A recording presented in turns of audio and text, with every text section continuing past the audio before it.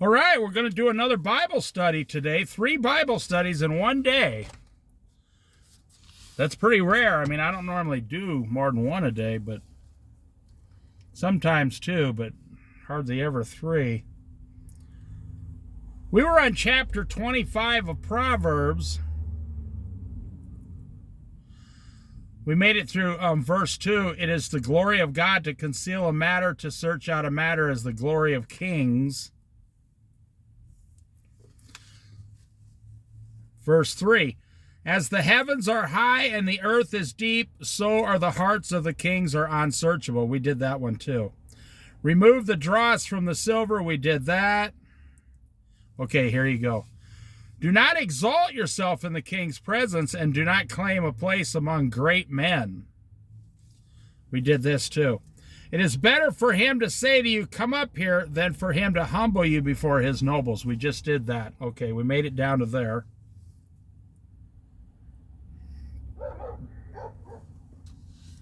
Some dog's driving by on the highway going crazy. Verse 8, what you have seen with your eyes, do not bring hastily to court. For what will you do in the end if your neighbor puts you to shame? You know, that's a good place to start this Bible study.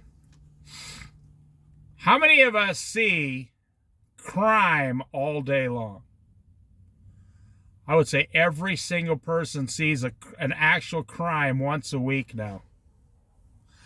And it's just a small petty crime, like some guy stealing something in a grocery store, some young girl running out of the store with something. You know, when evil takes root, what you basically got is a bunch of young punks, is what you basically got. They're young, they're dumb, they're punks, they're willing to steal $10. Okay? That's why you call them a young punk. They're not professionals. You never see professional people stealing stuff. You see young punks, oh man, I stole a beer. I stole 2 bananas. I see it all the time. So it says, do not be hasty running around. You know, I knew a cashier lady here about 3 years ago. I knew her very well. I still know her. And I saw her running after some people who stole some groceries and jumped into a car and took off. She wasn't supposed to be doing it. She could have lost her job. And she says, aren't you going to help me chase them? I called her and said, whoa, whoa, whoa, calm down. You're out of control. She says, what are you talking about? I said, what? And after she calmed down, I said, what are you going to do one day when one of those guys pulls out a knife and stabs you in the stomach? They pull out a knife and stab you in the stomach, and then jump in their car and drive away. She looked right at me and said, wow, that could happen. I said, you're just a 60-year-old lady. You couldn't defend yourself. She retired a year later. She said, she retired with full benefits and everything. She said, nope, She said, I thought about it. She's not equipped for this new world. You know, in the old days, we see someone stealing some, and we would chase them down the block and tackle them and start punching them. You know, you got to be careful if you start a fight with these old guys. They're a lot tougher than you think they are. And you who have never lifted more than 5 pounds as a 20-year-old, you're not as tough as you think you are. You know, I was driving just today, and I was coming home here on the highway. And I pulled over in the The slow lane, now I think it's funny. It doesn't bother me. I pulled over in the slow lane, and there was a girl driving. Some 20-year-old girl driving her boyfriend, her punk, I almost said something I shouldn't have said, her punk boyfriend. I didn't do anything. This happens all the time if you're going too slow on the highway. They pull up next to you, these young people, and they think it's cool to flip you off out the window. I don't know. They get some kind of power or thrill or to flip you off because you were going too slow. Now, I was doing 50 in a 55, and the girlfriend was showing off in front of her boyfriend, so she was trying to do 65 in a 55. And they started tailgating me, and I pulled over. You got to, out here on the coast, you got to wait until there's a place to pull over. I pulled over. And he flipped me off, and she started giggling. I love my boyfriend. He's so handsome, and he flips off old people. He's so cool. And the guy drove away, and I said to myself, why is your mom, I said out loud, I said, hey, buddy, why is your mommy driving you around? But he doesn't know what I said. I said, hey, buddy, why is your mommy driving you around? The guy's going to marry his mother and be mothered his whole life and walk around. I grew up with this. I grew up with the hippies that would walk up and stick their middle finger in a police officer's face, thinking that they were going to better the world, right? And they never did anything. Nothing happened. Only people who followed Jesus made the world better. Everybody else did not make the world better.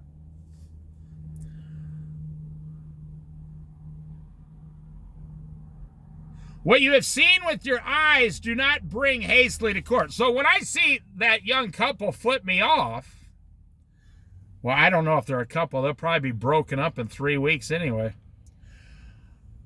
When I see that, it doesn't bother me. I just kind of snicker and laugh and think of when I was young. But a lot of people will start chasing them down the road with a shotgun. That guy's going to look awful funny. That young kid's going to look awful funny one day with a couple fingers missing. I mean, if he triggers the wrong person, somebody will chase him down the road and pop a couple of his fingers right off his hand with a pocket knife. It happens all the time.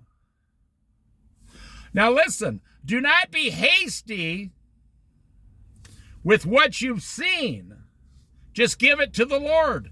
When they drive away, I say, Lord, I pray for those people to find Jesus. I mean, what else can you do?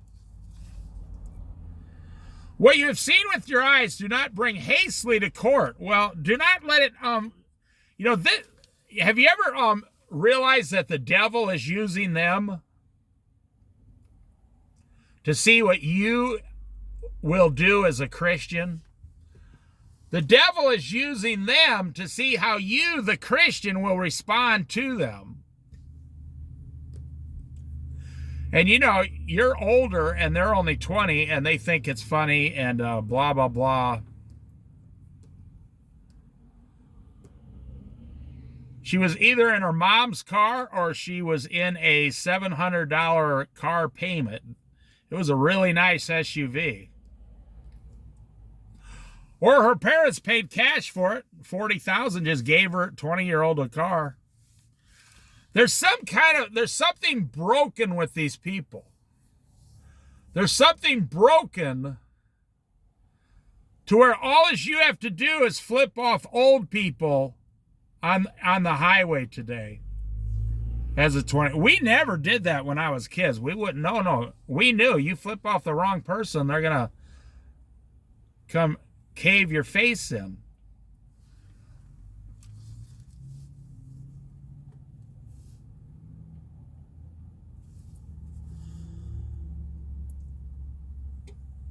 So don't be quick. I mean, and then there's going to be some punk who has a small, handgun or something and shoot you, and then what are you going to do? So you got to say in advance, I'm not going to let these things get to me. I'm not going to let these things get to me. Verse number 9. If you take your neighbor to court, do not betray another's confidence, or the one who hears it may shame you, and the charge against you will stand. If someone says, can I tell you something in secret? My initial response is always, no, I don't want to know the information. I don't want to know. I don't want to know what you're up to. I don't want to know what's happening. But if someone like a family member or your wife tells you something in confidence, don't ever spread it. Don't tell someone, hey, so-and-so told me that. I learned that very young, like when I was 17 at my first job. And I just told the truth, but I had to tell who told me. And even though that person was doing something illegal, I was somehow, the one who got blamed and in trouble. Because I'm telling you the truth. Just like the Bible says here, Jesus knows people don't want to hear it. And here's where you can take your confidence in. God knows everything and hears everything. So do you think God's going to let them just get away with what they're doing? No, he's not going to. When angels came against God, he cast them to the earth. Jesus said, if the Father did not spare angels, he will not spare you either. If you don't follow Jesus Christ, you will not be spared. And God will not be bothered by you going to hell. Think about this. Do you think God's up there crying because, 3/4 of the population that dies every year goes to hell? There's a verse that says, God will come and destroy them, and he will laugh at them. As he's destroying them, he's going to laugh at them. He's going to have a good belly laugh and get joy out of destroying his enemies. Now, that's something people don't want to hear about God. Well, that's what I'm telling you. When someone goes by and flips you off, or someone cuts you off in the parking lot, or someone takes your parking space, or someone doesn't like you at your job, these are all the smallest, tiniest little things on earth that you never, ever have to worry about. You need to be like a duck and water is hitting you. If you throw water on a duck, the duck will like it.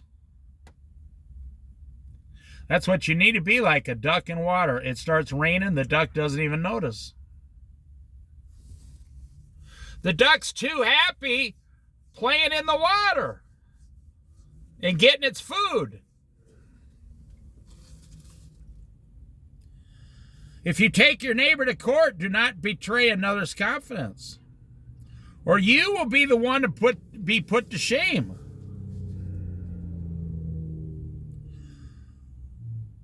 Verse 11, like apples of gold in settings of silver is a ruling rightly given. Like when a judge makes his ruling, and if he does it correctly, it's like apples of gold in settings of silver platters. The Lord loves what is right. The Lord loves what is done right. The Lord loves it. It gives him great pleasure. Like an earring of gold or an ornament of fine gold is the rebuke of a wise judge to a listening ear. Now listen to what that said. You know, it says, rebuke a fool, and, you know, he will start to curse you. Rebuke a wise man, and he will stop and listen and thank you for your advice and say, I will take that into consideration. Thank you. Well, here's a judge sitting up there. Now, you know, who is the judge of the judge? Who's the ultimate judge? Jesus Christ. So like an earring of gold or an ornament of fine gold is the rebuke of a wise judge to a listening ear. So you're listening to the judge rebuke you, and you would say, thank you very much. Your words of rebuke, your words rebuking me are as fine gold to me. Your words rebuking me are like fine gold to me.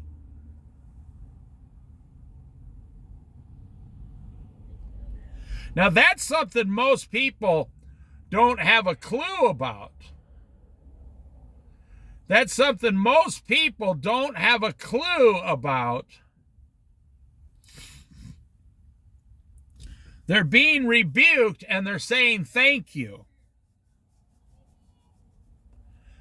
If you're being rebuked and you say thank you, it shows how wise you are. Because listen, I'm telling you the truth. The devil is using weak people. The devil is using non-believers to come around you. And nobody cares about the non-believers. They want to know what you, a believer in Jesus, is going to do. You know, the devil and the angels, they're all watching to see what your reaction is going to be, the Christian. They want to know what your reaction will be. And that's where the real test is right there. I like how it keeps talking about it over and over in each verse. Verse 13. Like snow-cooled drink at harvest time, like a snow-cooled drink at harvest time, is a trustworthy messenger to the one who sends him. He refreshes the spirit of his master. You know, are you loyal? Are you a loyal servant to your master, Jesus Christ? Are you a loyal servant to your master, Jesus Christ? Think about it. Are you pleasing to Jesus? Are you a trustworthy servant, Christian, to Jesus? Are you pleasing to your Father, Jesus Christ? Who is God, your Father? Are your actions pleasing? The way you live, are you pleasing? Or are you pleasing yourself? Are you pleasing your buddies? Are you pleasing, you know, maybe you live a life of crime. Maybe you're a drug addict. Maybe you look at pornography.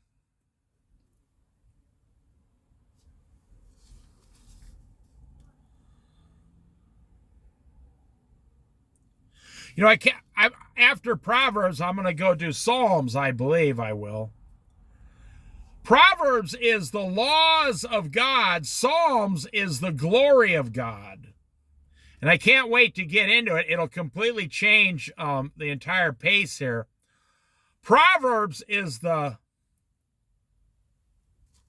laws of God, how to live. Psalms is how to glorify God, and it gets into in Psalms how to, or who God is. And I can't wait to explain that. There's a lot of verses in Psalms that tells It gets you closer to God and tells you who God is.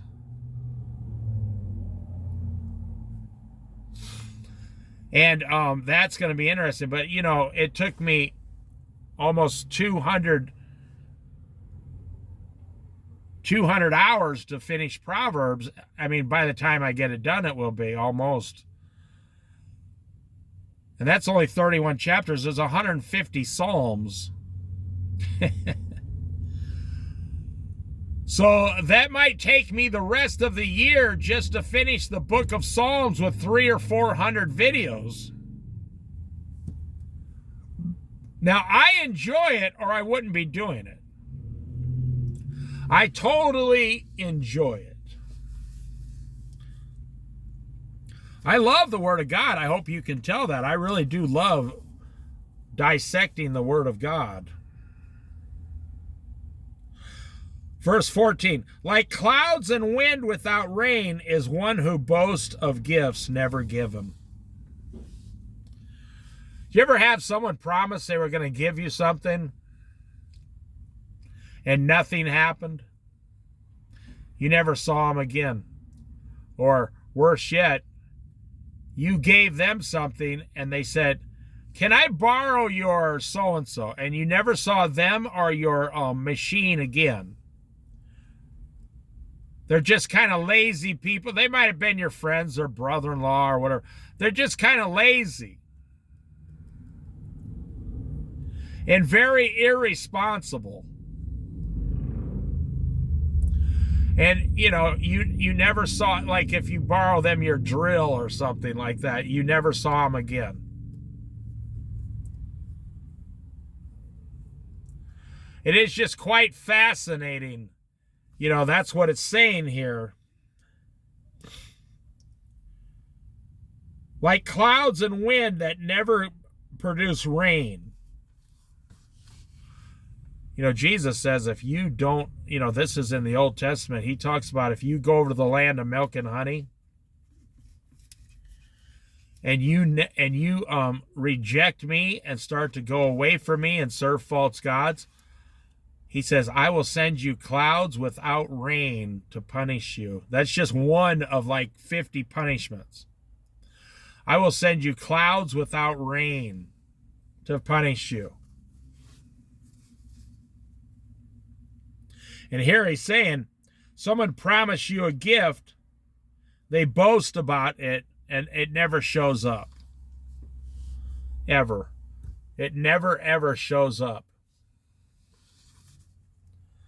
Like clouds and wind without rain is one who boasts of gifts never given.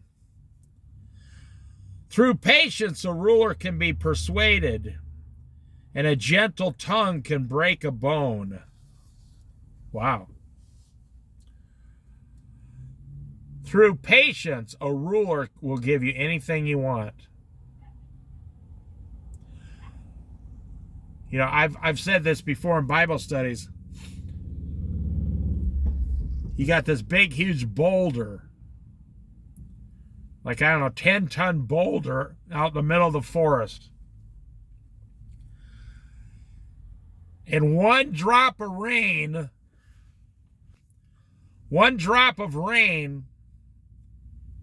continually, like here in the Northwest, in the forest, just keeps hitting the one spot on that boulder from a tree.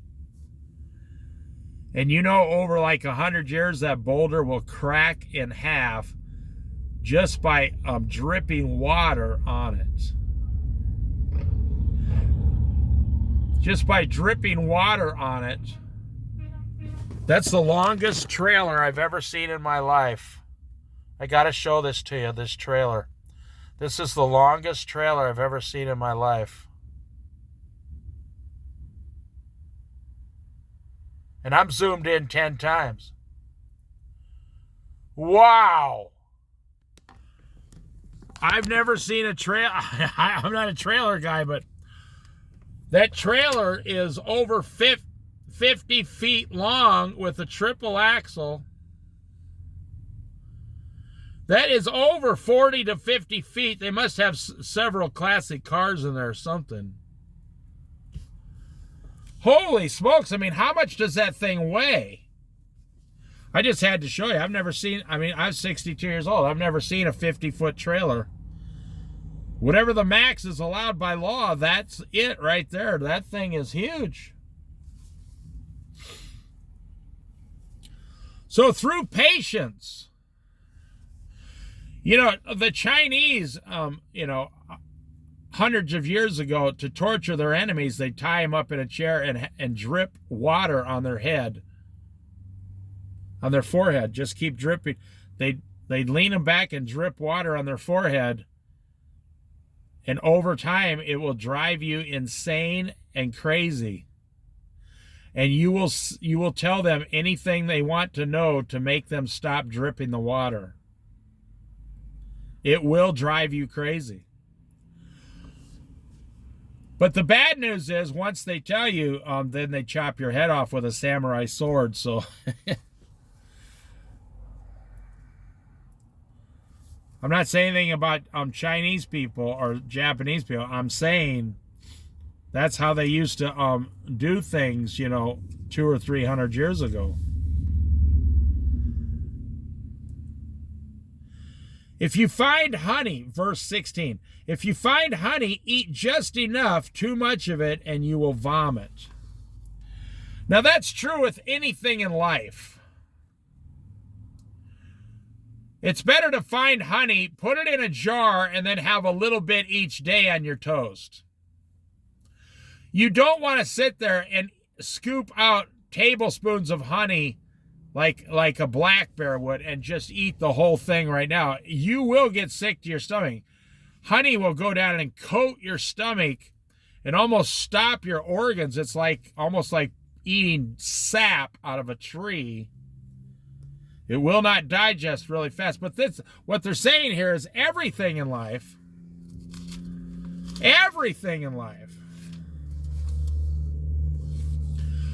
if you find something good, use a little bit and save the rest for later.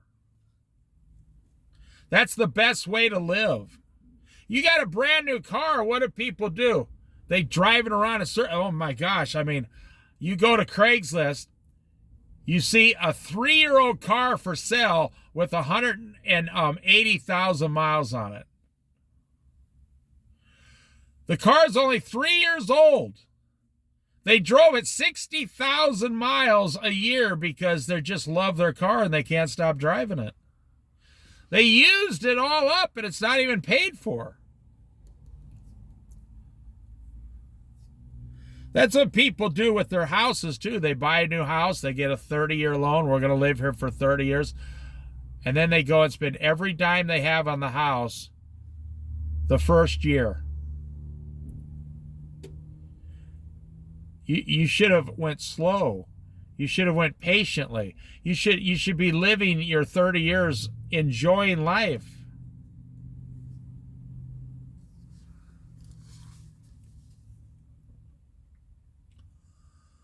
Too much of it and you will vomit. That's true with every single thing. Too much to it. You can't name one thing on this earth that too much is good for you.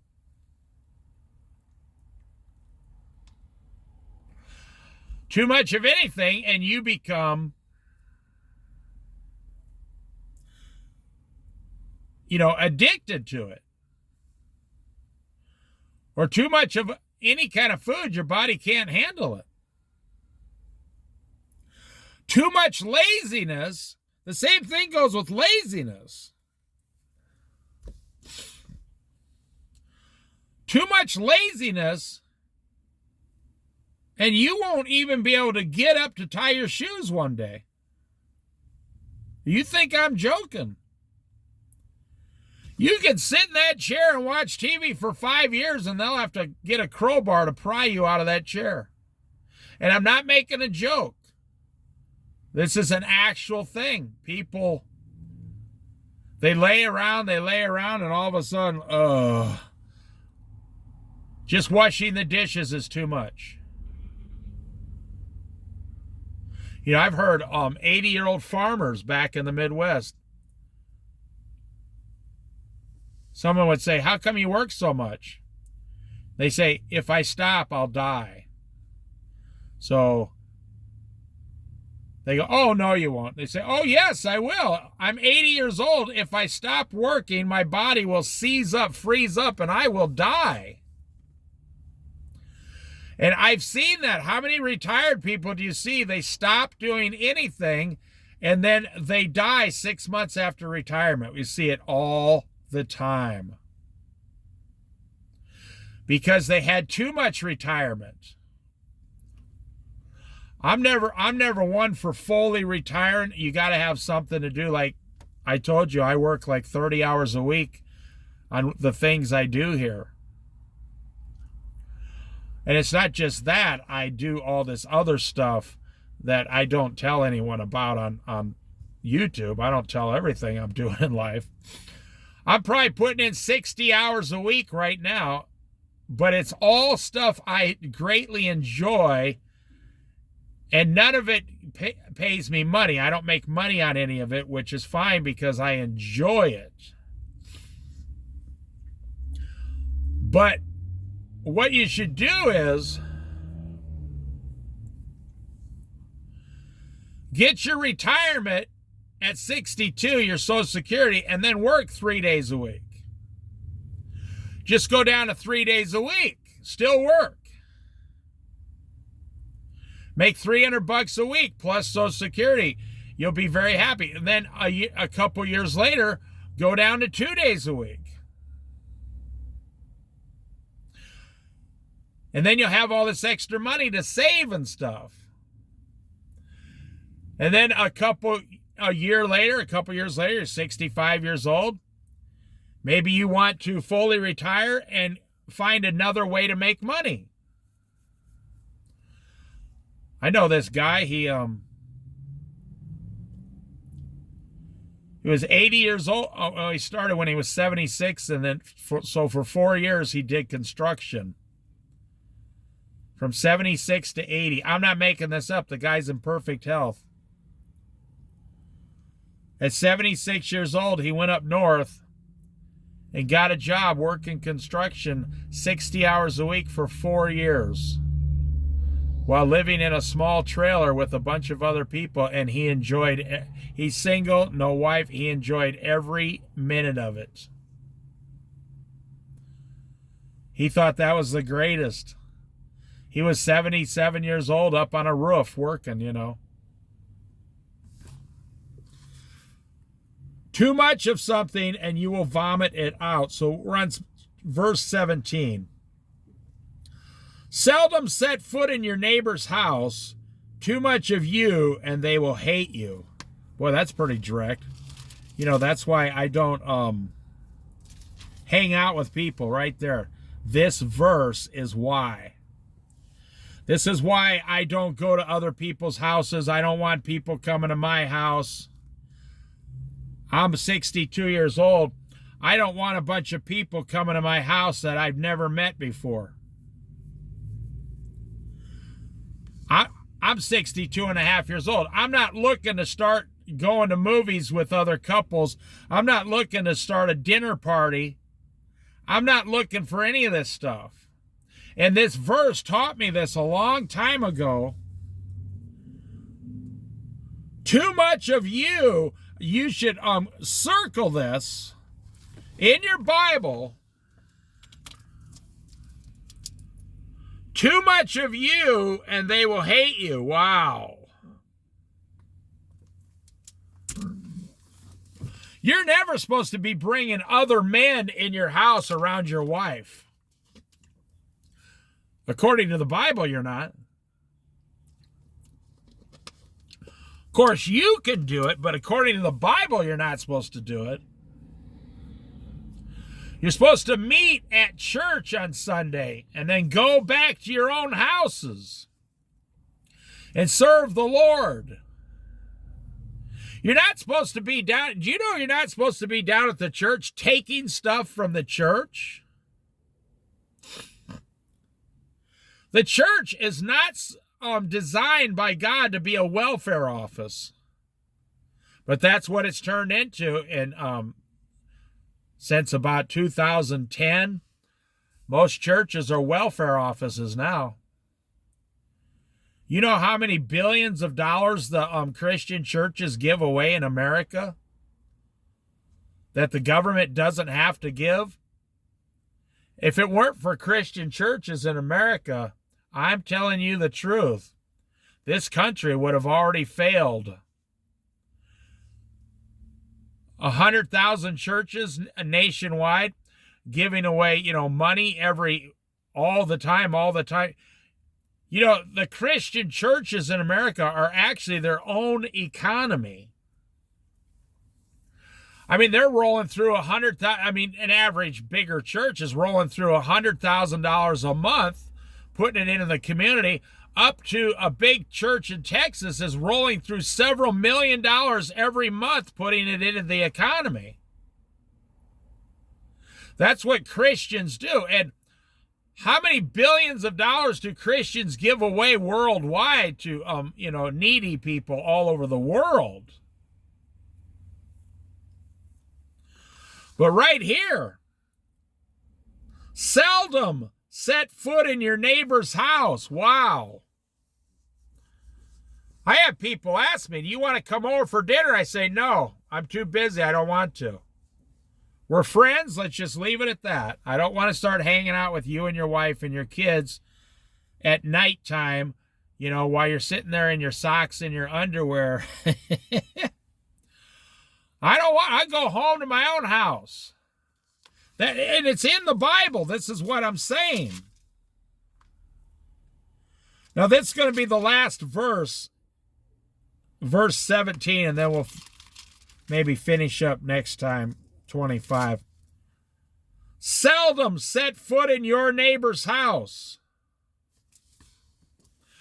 So you as a Christian look around, you're like, even if your wife is always going to her sister's house all day, she's not supposed to be doing it.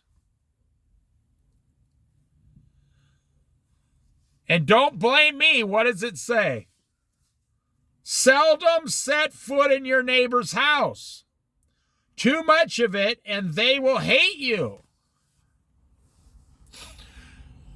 Your sister-in-law's husband is saying, how come your sister's always coming to my house? How come every time I come home, your sister's sitting on my couch eating my food?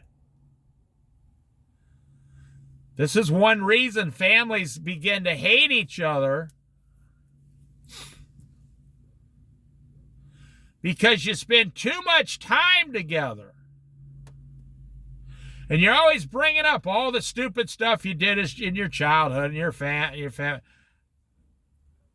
You're supposed to be at your own house at night with the door locked, teaching your wife and your children about Jesus Christ. Now, I'm going to read this again. I know some of you out there are having problems with this. But I'm not the one that made it up. I'm reading it. So if you have a problem with this, it's between you and Jesus, the author of the Bible. I have nothing to do with your problems with this verse or any of the verses. Seldom set foot in your neighbor's home or house. Too much of you, and they will hate you.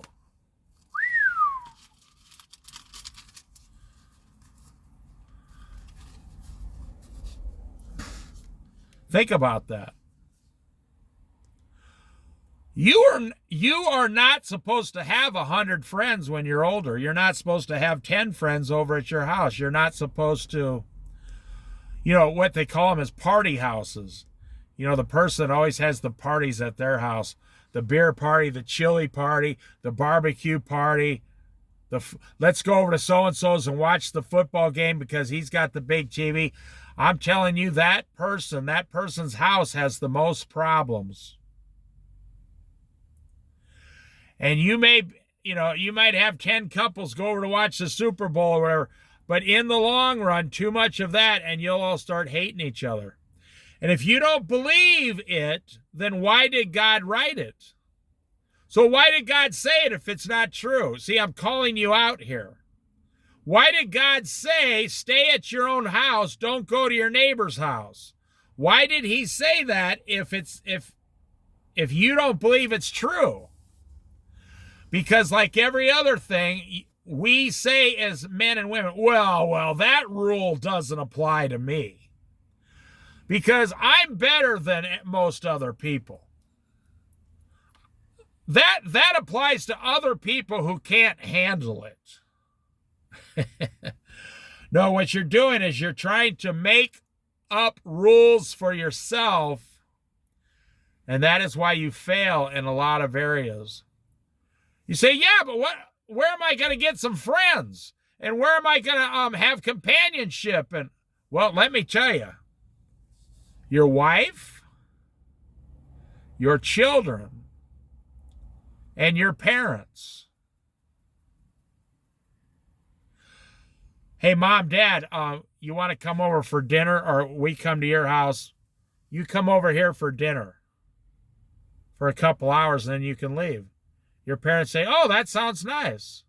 Then you don't have to dirty our kitchen and house. We'll come to your house for a couple hours and play with the grandkids, eat some pizza and stuff, and then take off. That's how God designed families. It says you are supposed to, man and woman, leave their father, mother, their parents, and become one, and then start their own family. And then people visit you. But what we're seeing today is, especially with young people, you all hang out and you begin to hate each other. Now, let me tell you, well, you can ask Dear Abby. Dear Abby would know more about it than anyone. Now, think about this. I want to tell you, if you're mad at your brother-in-law or a brother, or if you're mad at your sister-in-law is mad at your wife, or your sister's mad at your wife, or whatever it is, you know someone that's doing this right now. The Bible has the easy solution. Stop hanging out with each other. Well, yeah. That would solve the problem if we just didn't see each other for a while. That's right. Because God knows. Well, God said it, and it sounds very rude. But God is not rude. God is truthful. And this is the biggest slap in the face you'll ever hear. God just said to you, too much of you and they will hate you. Too much of you over at the house and they will hate you. And I understand all you were trying to do is something good, but that's not how human nature works.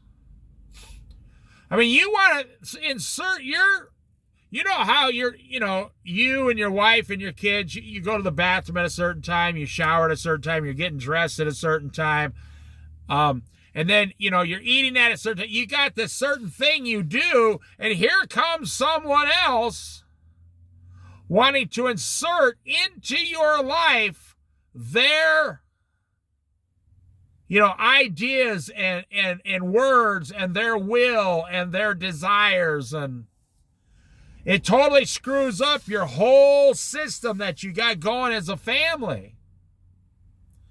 They think, well, I sound pretty rude. No, I'm telling you what the Bible just said. Too much of you and they will hate you. You have to ask yourself, is God lying to you?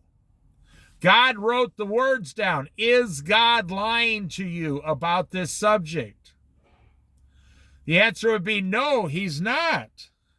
He's trying to warn you. You can have some great church friends your whole life. And you can go to the church picnic and the church Christmas thing, and you see each other. You see each other 50 weeks a year, and then like 5 holiday things a year. That is enough, my friend. That's way more than enough. If you had church, you ask any minister, if you had church service 7 days a week, it'd be like going down to a fist fighting match every week. People would start punching each other in the face. I'm not joking. Why do you think at church the minister does all the talking and they don't open it up to questions or anything? Why do you think that is? Why do you think at church you're not allowed to blurt out your opinions about what he is saying? Because you're going to say, well, I disagree with you. And some guy in the front row is going to say, well, then we're going to kick your ass.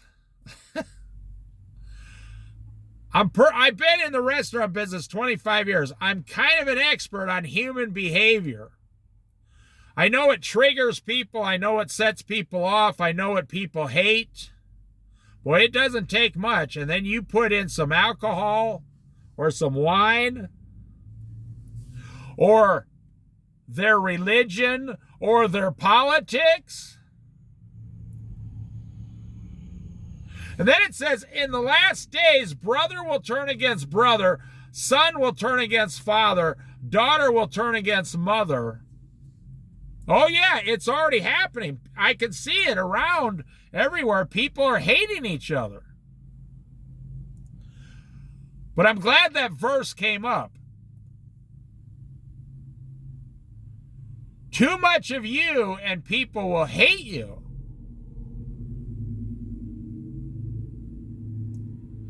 Now, I think about that on these Bible studies. I think I make too many Bible studies and people, I can tell they've stopped listening. Because I'm doing it too often. I do it every day because I'm not making the Bible studies for someone else. I'm making them, it's between God and me. I'm just sharing. I said, okay, well, I have this Bible study. It's kind of like when I drive down the road. I'm already doing it. I could just turn on the camera and share it with somebody that wants to watch. That's all I'm doing. The same with the Bible studies. I'm not trying to convince anybody of anything. I'm just sharing my personal Bible study with Jesus or with my wife. I'm just sharing it online if anybody wants to listen and get help. Other than that, that's it.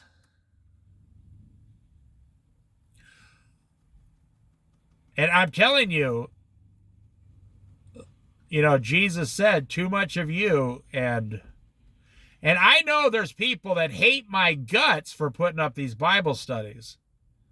Now, some of you say, well, why is that? Well, I don't know why people are the way they are. I don't know why people hate each other. Just because they put up a Bible study, they hate my guts. Oh, yeah. I was just driving down the road going 5 miles an hour on the speed limit, and a young couple starts flipping me off. I don't know why they're like that. They got some kind of demon controlling them. But you listen one more time to what God said here, and then I'll let it go.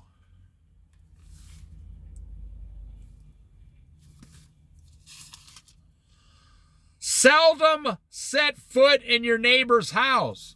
Well, your neighbor is your parents. Your neighbor is your brothers and sisters. Your neighbor is everybody. Don't go over to their house. Seldom set foot in their house. I got a friend, our birthdays are almost at the exact same time. We give each other a birthday gift once a year, and I've never been in his house, and he's never been inside my house, and it works out just perfect. It works out just perfect. We see each other around town. I've known him. We stop and talk to each other. My birthday's before him, so he gives me a gift. And then I go over to his house a couple weeks later and put a gift on his door. And it works just perfect. And we call each other good friends, and we know a lot about each other. And it goes slow. But we've never been in each other's house. We don't need to be. We're just like really close acquaintances. And we're both believers in Jesus. So, Proverbs chapter 25, verse 17. How do you look this up in your own Bible. 25, verse 17. You look it up in your own Bible right now when I'm done here. And you come up with an answer for yourself. If you do what God says here, you will solve hundreds of problems in your future. If you do what God says here, you will solve hundreds of problems in your future that will not happen. They will not occur. God is not telling you this so, you're some lonely hermit in a corner. No, I said you go to church 52 weeks a year. That's where you meet people. But you don't take them home to your house. No, you go about your business when you leave the church to glorify God. So you have to ask yourself when you read this out of your own Bible. Verse 17. Seldom set foot in your neighbor's house. Too much of you and they will hate you. I mean, God just said that straight up in your face. All of us. He's telling all of us. So if you disagree with that, well, then you're disagreeing. How do you tell God to his face, I disagree with what you're saying, Lord? And if you agree with it, if you agree with what God's saying, then you have to live it. And stop going over to other people's houses all the time. You're supposed to be with your wife and your kids. That is what makes you grow closer as a family. You are not, let me give you some news if you don't know this. You are not supposed to be strengthening another man's family. You are supposed to be strengthening your family. Does that make sense to you? You are not supposed to be out strengthening another man's vine. That's between him and God. You are supposed to make your vine between you and the Lord strong. And the Lord's telling you how to do it. And in America, we have endless amounts of pleasure and temptation. It never ends. The only thing we think about is pleasure, pleasure, temptation, temptation. Go here, go over here, go over here. We never, ever stay at home and build our own house stronger. Now, I can feel a lot of people have problems with that, but take it to Jesus Christ in prayer and ask him what you think about it. Ask him what he tells you. You can tell God anything. And I know a lot of people, they don't like that, boy. I know a lot of senior citizens, because I live in a senior town, they can't stop going places. I mean, they'll drive to Eugene just to walk around the mall and look at something.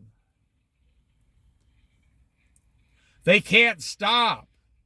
They'll go to every single event at the event center.